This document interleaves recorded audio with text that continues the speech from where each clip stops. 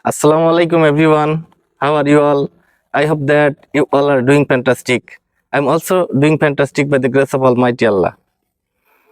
Today I'm going to discuss about the glorious Quran, Surah Fatiha, verse 1 to 7. Bismillahir Rahmanir Rahim.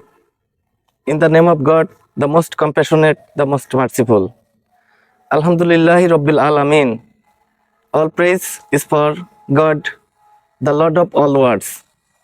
Ar-Rahmanir Rahim, the most compassionate, the most merciful.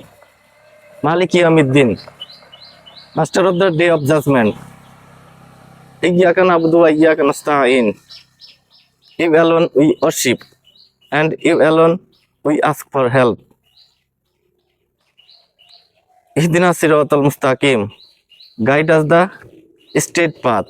Guide us the right path. Siratal lazina an'amta alaihim. Ghairil maghdubi alaihim waladdallin.